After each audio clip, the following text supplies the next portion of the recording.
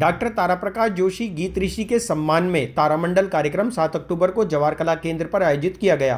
कार्यक्रम में रंगमंच कर्मियों ने ताराप्रकाश जोशी की कविताओं का गायन किया। इसके अलावा उनके द्वारा रचित नाटक द्वापुर के आंसू का भी मंचन किया गया। कार्यक्रम में उनकी पुत्री वंदना त्यागी, कल्पना शर्मा, अर्चना व्यास, उनकी पुत्रवधू अनुपमा जोशी, दामाद आलोक त्यागी और गोविंद देव व्यास ने मिलकर इस कार्यक्रम को सफल बनाया। इस कार्यक्रम में अर्चना व्यास द्वारा लिखित नोवेल जो कि ताराप्रकाश जोशी के जीवन पर आधारित है का विमोचन मुख्य अतिथि साहिल साहब, नरेंद्र शर्मा और कुसुम के द्वारा किया गया। इस अवसर पर अर्चना व्यास ने जानकारी देते हुए बताया कि यह नोवेल ताराप्रकाश जोशी के जीवन पर आधारित है। इस नोवेल में बताया गया है कि किस प्रकार से ताराप्रकाश जोशी द्वारा अपनी पत्नी के जाने के बाद अपने बच्चों को संभाला गया। अर्चना व्यास ने बताया कि यह नोवेल अमेजॉन पर भी उपलब्ध है और इसका नाम है एक अमर प्रेम कथा। इस नोवेल में ताराप्रकाश जोशी और स्नेहलता जोशी के जीवन पर आधारित कथा का लेखन किया गया है।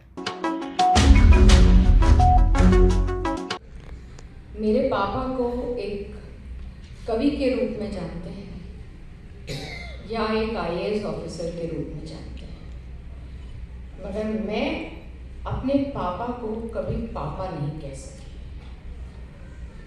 मैंने अपने पापा को पापा माँ कहा। वैसे तो सभी माता पिता अपने बच्चों को प्यार करते हैं, पिता अपनी तरीके से, माता अपनी तरीके से, मगर मेरे पापा है ना, माँ ज्यादा। इसलिए हर मदर्स डे पर मैं पापा को कार्ड दिया करती थी। मैं आज भी नहीं रहूंगी। मैं क्यों नहीं रहूंगी, उसके पीछे एक बहुत बड़ा कारण है। मेरी मम्मी के जाने के बाद 6-7 साल की उम्र में मैंने एक कविता लिखी थी, माँ मैं तेरी याद में चिंतित रहती हूँ। उस कविता को सुनकर मैंने मेरे पापा की आंखों में हार देखी, डिफीट। मेरे पापा हार नहीं सकते। भैया कहता था पापा टाइगर हैं, इसलिए मेरे पापा तो कभी नहीं हार सकते। इसलिए पापा ने मुझे इंग्लिश में पढ़ाया और मुझे प्रेरणा दी कि मैं जब भी लिखूं इंग्लिश में लिखूं। आपको पता है क्यों? क्योंकि पापा तो कहते थे जो बोलूं हिंदी में बोलूं, जो सोचूं हिंदी में सोचूं। क्योंकि मेरी मम्मी चाहती थी कि पप्पी सबसे होशियार है, पप्पी को इंग्लिश आती है, पप्पी बहुत अच्छा सीखेगी, पप्पी को आप इंग्लिश जरूर पढ़ाना, पिंकी को डॉक्टर बनाना।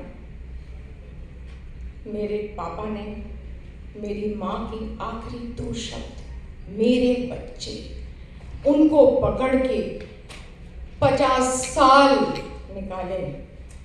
और वो जो 50 साल की लव स्टोरी है, एक इमॉर्टल लव स्टोरी, वो मैंने अपनी किताब a life between two deaths में लिखी।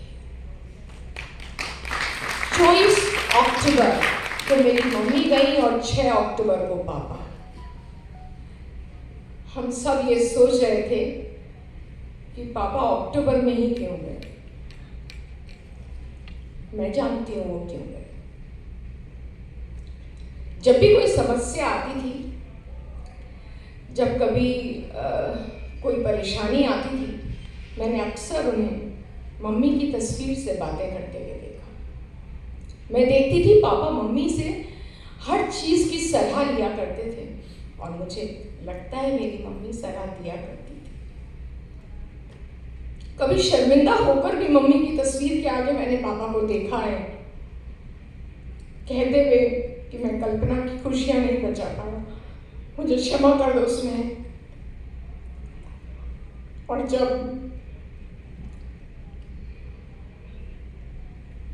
भैया गया, सब कहते थे अरे आप चिंता मत करो, सब ठीक हो जाएगा।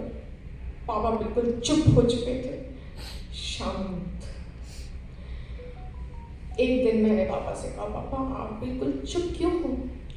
पापा ने मेरा हाथ पकड़ा, अपने कमरे में ले गए, अंदर बंद किया और पापा ने कहा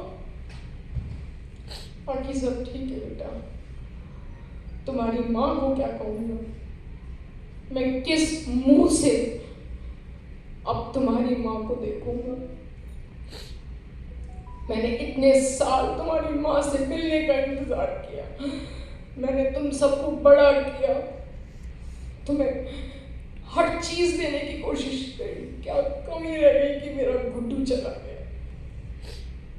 और उसके बाद मैंने पापा से कहा, पापा आप सब कुछ भूल गए हो क्या? कहते नहीं बेटा, अगर मैं सब कुछ याद रखूंगा तो अनुपमा कैसे जिएगी? अगर मैं सब कुछ याद रखूंगा तो मिष्टी कैसे जिएगी? और अगर मैं सब कुछ याद रखूंगा तो मेरी पिंकी कैसे जिएगी? मुझे पिंकी के सामने कभी कमजोर नहीं होना है। मेरी पिंकी को एक बहुत बड़ा डॉक्टर बनना है। मेरी लाला लाखों में एक है। उनकी एक एक बात वो हर समय अपने 5 बच्चों को लेकर जिए। और आपको मालूम है वो 5 बच्चे कौन हैं? स्नेह के 5 टुकड़े जो स्नेहलता ने मेरे पापा को भेंट किए। और वो अमर प्रेम कथा मैंने अपनी पुस्तक में लिखी। और मैं बस इतना ही कहूंगी कि पापा नहीं, पापा माँ है मेरे लिए। और उनकी प्रेम कहानी को समझने के लिए बहुत बहुत बड़ा दिल चाहिए, क्योंकि उन्होंने कभी भी भेद नहीं किया मेरी माँ के जाने के बाद किसी भी व्यक्ति से। उन्होंने जिस तरीके से अपने भाई बहनों को, मेरी बुआ, मेरे फूफा जी, उनके बच्चों को, मेरे ताऊ जी के बच्चों को प्यार किया, उसी तरीके से उन्होंने मेरी माँ के भाई बहनों को, उनके बच्चों को, सबको प्यार किया।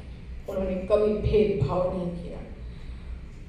मम्मी के श्राद्ध पर सभी को बुलाते थे और बहुत प्यार से खाना खिलाते थे। हमारे जो बच्चे हुए, सब बच्चों के, आपको पता है पापा ने हमारी डिलीवरी से लेकर हर चीज़ उतने ही ध्यान से की जिस तरीके से एक माँ करती है।